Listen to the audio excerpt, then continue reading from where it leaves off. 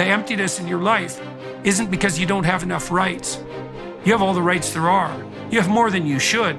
And it isn't because you lack consumerist options. You have Amazon and pornography, man. You can get whatever you want whenever you want it. And if that's still not working, well, what are you missing? Well, maybe you're missing the opposite of that. A little bit of restraint, a little bit of sacrifice, some responsibility. Man, stop bullshit. If you really got a problem with your life, you'll change it. You're not tired of being broke. You're not tired of being stuck. You're not tired, because if you was tired, you would actually do some shit about it. I'm tired of everybody running around complaining as if you're on the receiving end of whatever this world wants to dump on you and you don't have a choice. It's time to grow up, man. Excuses sound best to the person that's making them up. Anybody who is determined to do something, who wants something to be different, it will eventually be different. Everything around you is going to change as soon as you change the things around you. Change your mind and everything about your bank account, your surroundings, your environment will all change. If you're creative enough, can you find the answer? Yes or no? If you're determined enough, can you find the breakthrough? Yes or no? Creativity, decisiveness, passion. These are the ultimate human resources. And when you engage these resources, you can get any other resource on earth. Stop telling yourself the story because you don't have the money, you don't have the time. That's bullshit. It's because you haven't committed yourself where you would burn your fucking boats. If you want to take the fucking island, burn your fucking boats, and you will take the island, because people, when they're going to either die or succeed, tend to succeed. But most of us give ourselves a way out, and that's why we don't have what we want. Put yourself in a position where you can't retreat, where it's do or die, sink or swim. Here's what you'll find out. You'll develop incredible swimming skills. You'll find yourself stroking unlike you've ever seen before. Through the inspiration of desperation, you'll become more creative than ever before. Throw your whole self into it.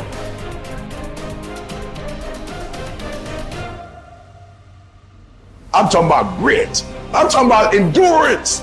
Just having more stamina than they got.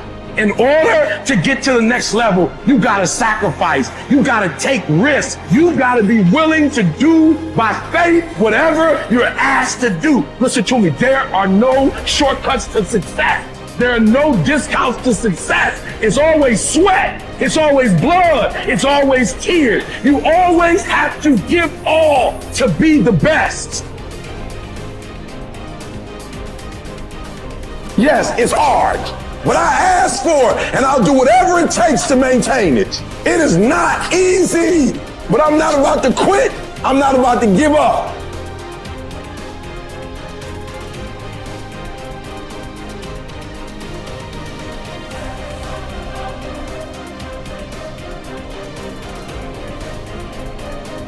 If you've explicitly formulated a set of goals and you're pursuing them, then you've adopted the responsibility to act in a certain manner to make those goals realize themselves. That's responsibility that you've adopted rather than responsibility that's being imposed on you, assuming that you've thought through the goals and you find your spirit in harmony with those goals.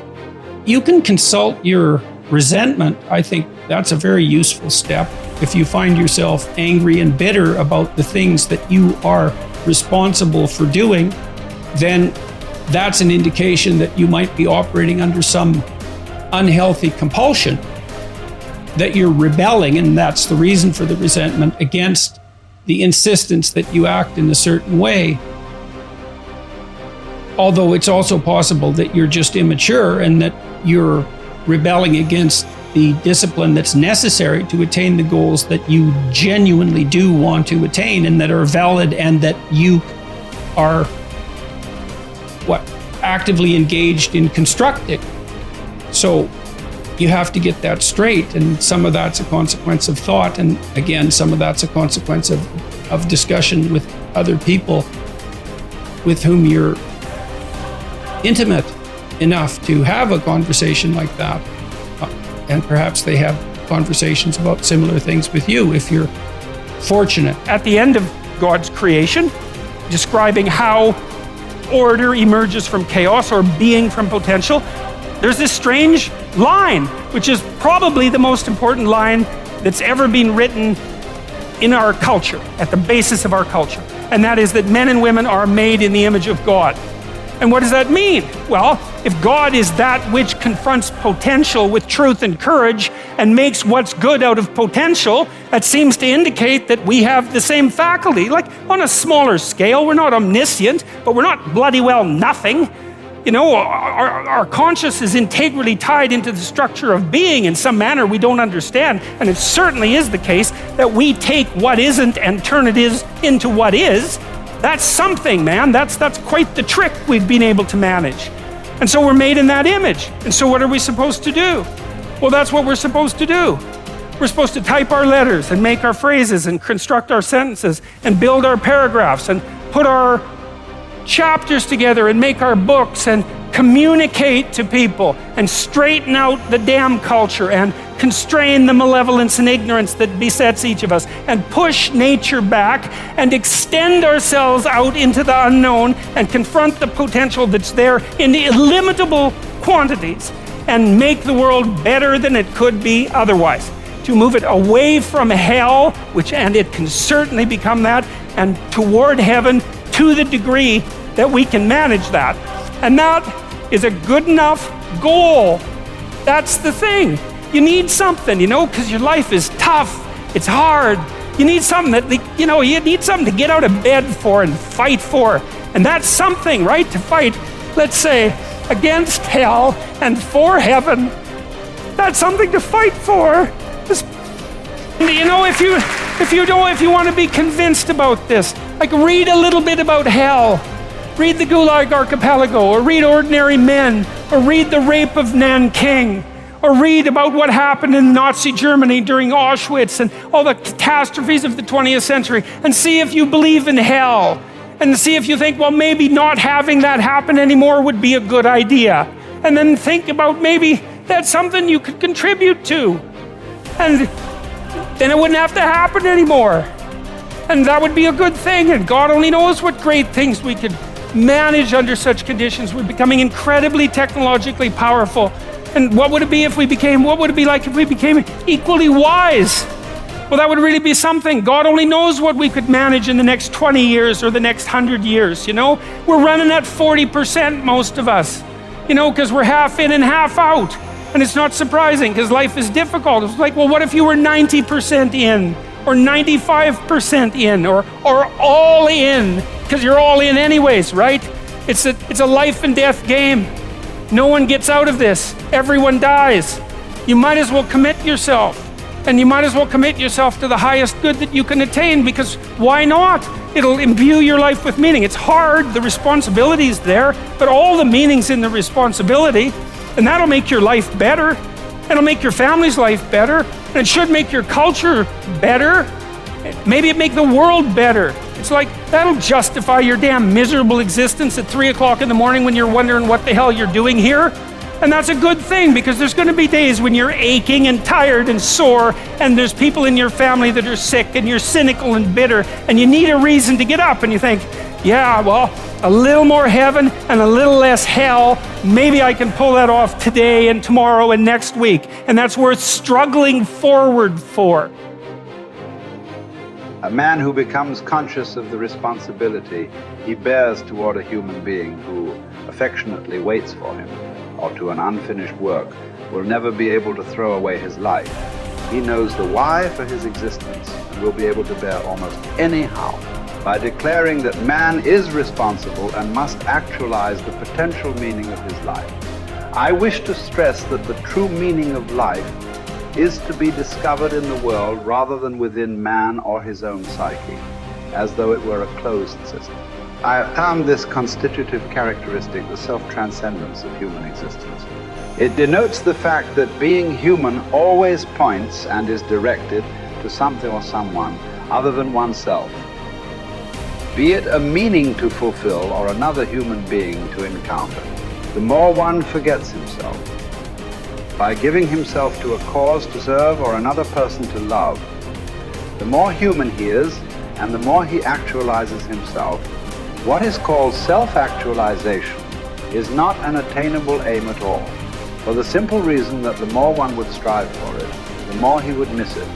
In other words, self-actualization is possible only as a side effect of self-transcendence. A human being is not one thing among others. Things determine each other, but man is ultimately self-determining what he becomes within the limits of endowment and environment. He has made out of himself. In the concentration camps, for example, in this living laboratory and on this testing ground, we watched and witnessed some of our comrades behave like swine, while others behaved like saints. Man has both potentialities within himself. Which one is actualized depends on decisions, but not on conditions. What is demanded of man is not, as some existential philosophers teach, to endure the meaninglessness of life, but rather to bear his incapacity to grasp its unconditional meaningfulness in rational terms. To be sure, man's search for meaning may arouse inner tension rather than inner equilibrium. However, precisely such tension is an indispensable prerequisite of mental health. There is nothing in the world, I venture to say, that would so effectively help one to survive even the worst conditions as the knowledge that there is a meaning in one's life. There is much wisdom in the words of Nietzsche. He who has a why to live for can bear almost any harm. What was really needed was a fundamental change in our attitude toward life. We had to learn ourselves, and furthermore, we had to teach the despairing men that it did not really matter what we expected from life, but rather what life expected from us. We needed to stop asking about the meaning of life, and instead to think of ourselves as those who were being questioned by life daily and hourly.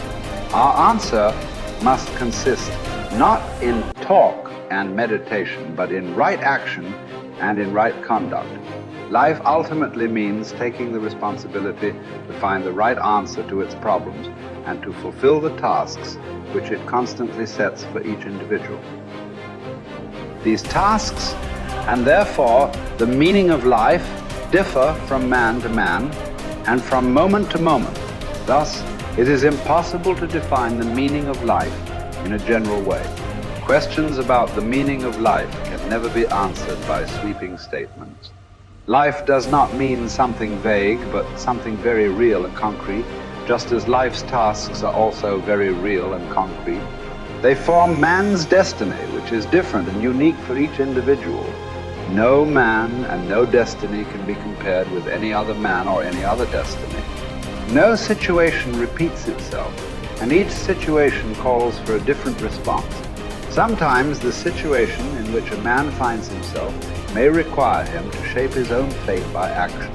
At other times, it is more advantageous for him to make use of an opportunity for contemplation and to realize assets in this way. Sometimes man may be required simply to accept fate, to bear his cross.